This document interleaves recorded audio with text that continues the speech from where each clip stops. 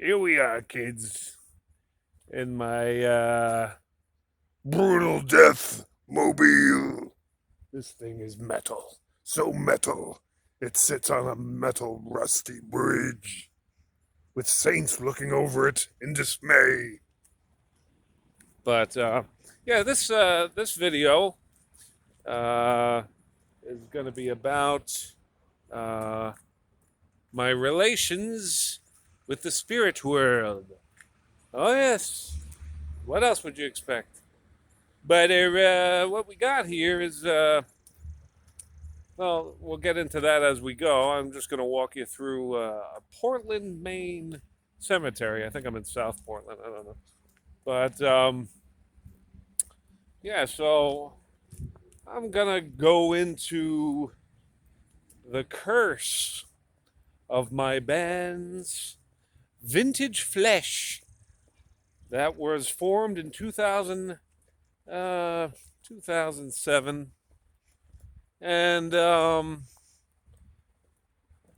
how this curse affected my bandmates through hauntings, through death, through just horrible things, I'm telling you. And I can only laugh about it and be kind of jokey now because it's over and it's past me and I've found the Lord and He has purified me. And, I made conscious effort to free me of whatever curses from ex-girlfriends. I could think of one particular who probably tried cursing me. Just old friends who, and the demonic forces that I had mustered from delving into dark music. At the time, I wouldn't have thought. Here we go. Let's get another view. I wouldn't have thought that you can, I always knew of Satan, even long before I was saved. I was raised Catholic, but as a kid, you don't know. You're just going with the flow. And, is that the whole? Whoa, I'm gonna poke you right in the face. Why? Put your head right there. I'm gonna middle finger you right in the face. I'm gonna bust you right in the eye. But, I wouldn't do that. I love you. Even with my middle finger. Oh my God, it's so evil. Look how evil that is. No, folks, it's just my middle finger. It doesn't really mean anything. It's the intent that you put behind it. All right? The word fuck doesn't mean anything. I could say it like this. I could say, fuck. And then it sounds really scary and mean and angry and hateful. But it isn't. Because it's just a sound coming from me. It's the intent that's behind it. So, anyways, yeah, so I didn't, oh man, this grass is wet. I am not wearing the right shoes for this. Oh, my feet are gonna get soaked. Oh, I hate when my hand is in front of the video. So, anyway, what were we saying here? Oh. This is a very difficult subject, and if I'm seeming a little more humorous at the moment, it is only because I'm trying to lighten the mood, because I don't even know if I'm going to get into this topic successfully enough, but I do want to try to compile it all into one video, everything that happened around the band Vintage Flesh. Okay, this was a two-man band, a two-man black doom metal band. That's two metal genres, black metal and doom metal combined, which is nothing unusual. A lot of bands will, merge two genres, subgenres of a musical genre together. It's just a reflection of all their influences. So, oh, looky here. Are you looky here? Looky there. Are you looking at that? Why are you looking at that when I'm telling you to look at that? I ought to right in the old kisser I'm going to give you. All right. You see, I'm having a problem with this here.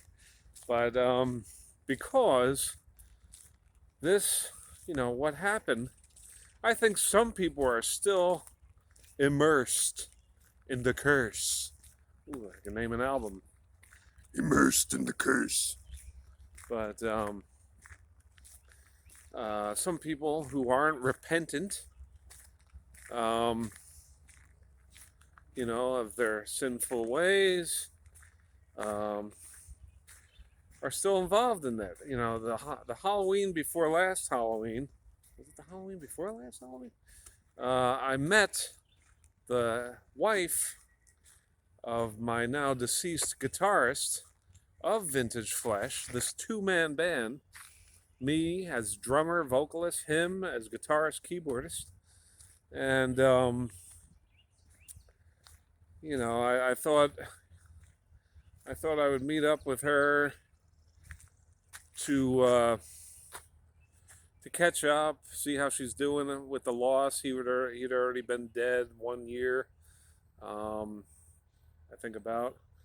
And he died right around the same time as my black pug Dio, and I mean days apart, like two or 3 days apart, right around the New Year's of 2019. I think it was the New Year's Eve of 2019, and damn, I was hoping there was not going to be anybody in this graveyard, but obviously I'm already running into people. And see, I don't like to go into this newer section of graveyard. You'll see over here, these are the more uh, contemporary graves, current graves of the last 20 years or so, that they were interred. And no, I don't care for these graves, These are the people that I've, known in my lifetime, older people. And I prefer the Victorian graves further out that way, which we'll head over. But I don't want to walk through this grass because it is soaking grass. Have a looky look, not at my hand, but look at that grass. You can probably see the dew. See the dew? Not doo-doo, but the dew in there. So let's get into the subject. I've already had one of my subscribers or a few say, Ray, you don't stay on topic. You lose. Well, that's part of my brain damage, and it's also, in this particular case, I'm having even a harder time staying on topic because this is a very difficult topic for me to get into. Why? Because it's genuine. There's a train going by right there. See, I lost. There it goes. But I lost topic again. Let me see here. I don't want to. All right.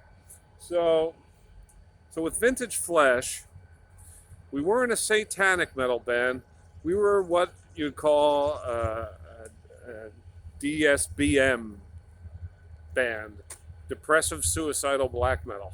Yes, we would focus all our negative vibes into the music. Sometimes somebody's so happy, I got to write a song, and that's the majority of the music out there is happy music, and what takes up all the airwaves.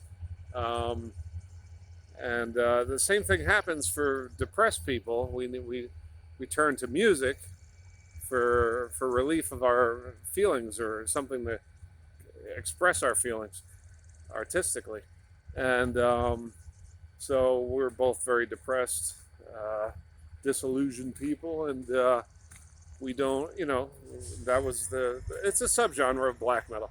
So it's very depressing. But I thought it was safe because even though I wasn't a Christian, I was agnostic most of my life. So I believed in a spirit world and an afterlife, but I didn't believe in a deity. And so I thought I was safe. Well, I didn't believe in Jesus, but I didn't believe in Satan either, Or if I did believe in him, I just didn't want any part of either, Oh, look at all the graffiti on the train here, But yeah, it's a very quiet train, I have to say. I don't know if you hear that, but Panem, there goes Panem. But here goes Muller, and Reznor. Is that Trent Reznor on the train? Trent, your music sucks. I hate Nine Inch Nails and Tool. You got to be a Tool to listen to Tool. Oh, I just lost a few subscribers right there. But so in any case, so here we are. Me and John Hex, and I met him in 2005. I joined him with another guy on bass for a band called John Hex's Creepshell, and they were a psychobilly band from Texas, and they were living in Lowell, Massachusetts, and I was living in Nashua, New Hampshire, very close to each other, border towns, and so I joined them, two Mexicans, and I'm such a conservative right-winger, we get mistaken for racists all the time. And yet I was in an all-Mexican band where I was the minority. But I'm a racist, you see. That's how it works for libtards. But in any case, we'd gather, and the band was formed in Texas, and then they moved here. He found a woman online, and getting back to that woman, that's the woman I met two Halloweens ago in Sleepy Hollow, New York, the actual Sleepy Hollow of the Headless Horseman. That was about the middle ground of where I was living in southern New Jersey, and she was living in the same place in Mass. And we met there, and I realized, wow, this girl still got the curse. I didn't realize, but I was with her for 2 days, and then when I dropped her off at the train station in Sleepy Hollow, what else is near there? Terrytown. You know it. Look it up. And I hate rusty old fences. Don't want that as a backdrop. But over here is what you got. That's what you want. What you want is what you got. What you got is what you got right over here. Let me tell you. Let me indulge you a little about what you got. But in any case, so you know what you got.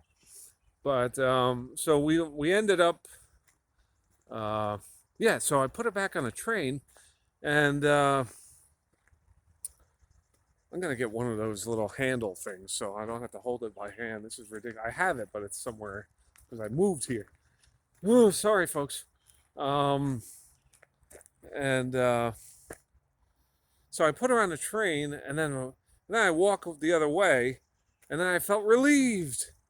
Like, I didn't realize because it came on so gradually, so slowly, the 2+ days that we spent together, that, wow, I was being oppressed by a very negative feeling.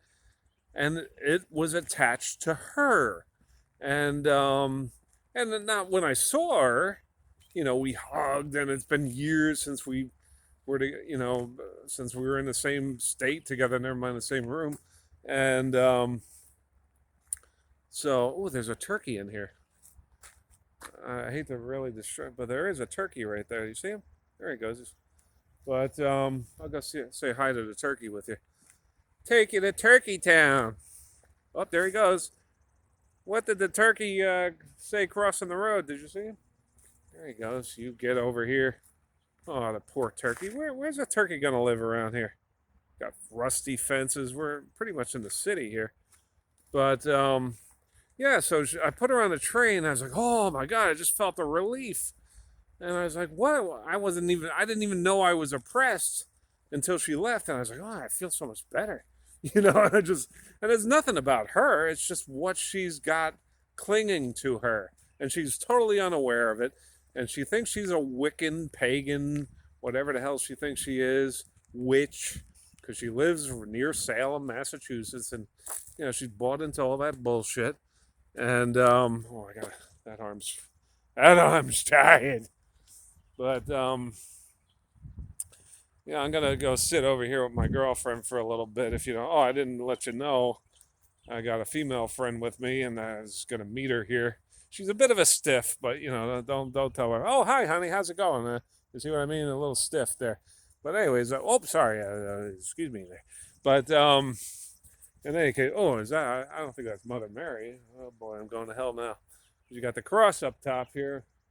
But anyways, so yeah. Oh, what's going on here? So yeah, she's still got the curse on her. Now, you don't think this is getting interesting? Well, here's where it gets freaking real interesting. Uh, well, so we do this negative band. We do 2 albums. Uh, the eyes that glared, at my agonies. I believe that was self-released, but later released on small labels. And Hour of the Night Gaunts a year later, and in 2008. And damn, man, freaking people everywhere. Here, you don't believe me? That there's people everywhere? There's peoples everywhere, and I'm sick of it. But that's city life for you. And good thing I don't live in this city. 40 minutes from it, thank you. But keep that in the background. So yeah, the practice space was in my tattoo shop in Nashua, New Hampshire, a little shop called the Tattoo right downtown, and it was in the basement. That's why I called it the Tattoo, in a historic building where John F. Kennedy, had one of his main offices there up above. It's a historic building.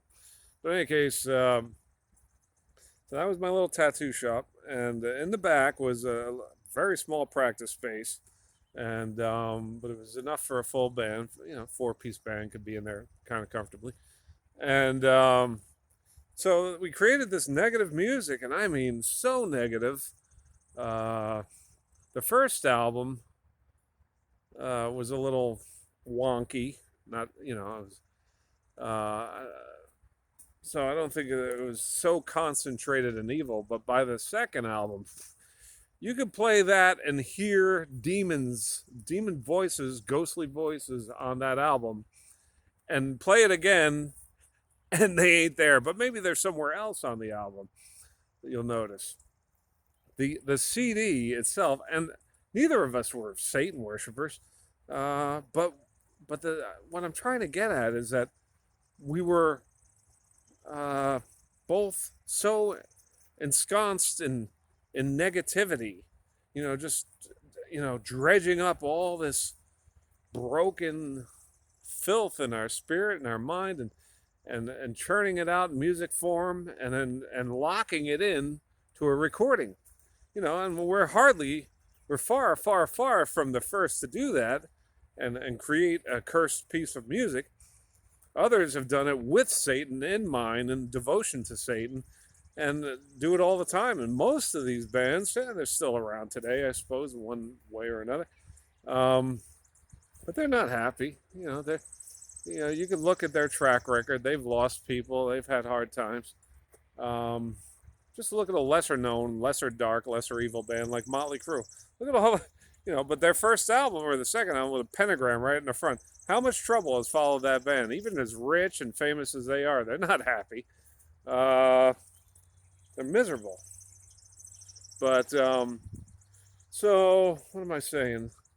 So, we had people try out. So we had two drummers try out. One, and they both tried out in that tattoo basement location. Soon after, in both cases, both people died. We didn't accept either drummer. I don't know, they weren't terribly crazy about us. We weren't crazy about them. And they just moved on. We're how many years later I'm talking about these two? Only because soon after, I mean days later, one goes into a graveyard in Massachusetts and puts a bullet in his head. Very similar to exactly what I did, but I survived it because I called to angels to save me. And they did at that moment. But, this guy, killed himself, but not before he joined another band. I'll give him a little plug. Faces of Bayonne. If you're watching, you're an asshole. You fuckers. I like to like you, but I think you're a freaking bunch of hippie libtards. A doom metal band, But our first live show, we opened for him, strangely enough. But, I don't remember. But, So what do we got? 20 minutes here, and he kills himself, and real depressed case. Then the other drummer, I don't know which one tried out first. He he uh, Now, I mean, days later, I don't know exactly how many days, but not more than a week, um, was on the road, and a mutual friend said this guy had a heart attack behind the wheel on the road, and then careens into wherever and dies after trying out for us. Those were the first two very negative signs I thought were worth documenting, as I'm doing now. First time I'm really talking about this to the public. I'm not. It's not a secret. I'll tell my close circle of people. They want to know. But yeah. So there's your first case. But during the recording of our second album, As Vintage Flesh, we that's where the evil started brewing from underneath and bubbling up into our lives and letting us know, rethink what you're doing here. But we were too stupid at the time. No savior in my life, to no Holy Ghost to, to make me question what I'm doing. And so what happened there? So many things happened during the recording of Hour of the Night Gaunts in 2010. That was recorded and released on numerous labels. One in Japan and a few different labels here in America, and Zero Dimensional Records, I think, in Japan. I forget, but yeah, we would go home at the end of every night recording. And we would return to the studio the next day to tell of our nightly ghostly jaunts or whatever, just like our ghostly experiences. Everybody would have a ghostly experience to tell the next day of what happened. None of us were haunted. None of us lived in particularly haunted homes that we knew of. But the hauntings, like the producer, he said something entered his home that looked like me, but with black eyes, and would talk to him about weird shit or whatever in his bedroom. And I was like, me? It wasn't me. I was with my wife the whole time. But a spirit came as me to him and say whatever. I don't remember. He's spending time in jail now as a heroin addict. He was responsible for turning another person on to heroin in his band Martivore, still active today without him. And that guy died of a heroin overdose, fentanyl. And so that's part of the curse as well. He's in jail. He lost his studio called Opal Studios, gone, due to his heroin addiction. Thought he could, be stronger than the heroin. And it's a shame because he was in numerous great bands. Cold Northern Vengeance first comes to mind, and others. What was it? Gemini, which was his band, and beautiful, beautiful instrumentation on guitar. He did some solos on our later albums. But in any case, done. He's done. And so me and my wife, out of the few hauntings I remember in particular, I'm going to stop here for a second. We were in bed in the middle of the night, 3 a.m, mind you. Of course, that's usually, witching hour or whatever they want to say. I'm going to start walking back to the car because it's starting to rain on me. Yeah, so one night we were awoken, sleeping next to each other on a king-size bed or whatever.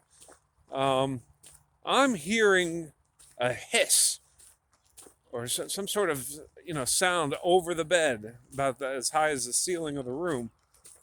And I'm hearing this, and it's becoming more and more audible. and it's becoming more and more disturbing sounding as it's coming closer. It's something levitating over the bed and coming down on us, and it's sort of like, it's just screaming from the other side, through the void, through the veil that separates us. And it's getting closer and closer, and it got right on top of us. I swear, if I looked up, that's where it was going to be, right there. Well, I'm going to be honest with you. I didn't look up, but I jumped up when I couldn't stand it anymore, and it definitely had me spooked. And my wife jumps up too. She's hearing it. I don't know she's hearing it. I think it's just something I'm hearing, or a dream. But she hears it too. And we both jump up. I was like, she confirmed what she heard. I says, yeah, that's what I heard. And it was in the room with us, the sound. It came from the top floor, which a very old house in Concord, New Hampshire, which that top floor would have been servants' quarters back in the day. If that meant anything, but it was a condemned part of the house. Landlord didn't want us up there. You go up there, it was super spooky. They didn't do anything with that area since the 1800s, so you'd go back in time just to go into that attic. We didn't even store shit up there. But in any case, so that was that. And then, Hex would tell me of his haunting experience. We'd come in, set up the equipment, get ready to record another song, whatever it was, talk about our stories, like what the hell happened to you last night, And then besides that, the album's fucking itself, you want to take a shower after listening to it. It's so dark, and it's not even that talented. We're not that talented. I'm pretty damn talented, but I'm only kidding. But so the instrumentation's just passable. It's unique, but it isn't greatly talented what we're doing. But the emotion is there. It's so packed with emotion and vibes and vibrations. Look at that. There we go. Oh, Jesus help me. Jesus help me just telling this story. Please protect me, dear Mother Mary. I'm not a Catholic, but I am Christian. And this is what's keeping me safe right here. I'll tell you what. Looking out for me, because I give it to God. Unlike everybody else, I'm the only survivor right now, pretty much. Well, I can't say that. But Terry was in the band. Terry from this band called Grief. It's now called Come to Grief. He's been in Conclave, a lot of other local doom metal bands. And Terry Savastano. Oh, sorry, totally. But he's a celebrity, local celebrity. And he was in the band. He had his hauntings, he was a guest artist on that album. He wasn't officially a member. But what else was I? So there's just so much negative that happened around it, these recordings, that this is like 10 years now, 10 years on that the last album came out. Then INVERTICRUX, I formed, Hex, I actually fired from the band. Then it became me and Terry's band, and we called it INVERTICRUX, and that means inverted cross. It was just, a play on words. There's just a little trickery on words. I made up the word, so just to make sure nobody else had our name, I made up the word. And but inverted cross and crux means a problem in life. But I thought, even then, before I was saved, I would do 2 INVERTICRUX albums. And but the idea even then was to, let's tone it down a little bit. Let's lighten it up, because everything, I knew then that it was just too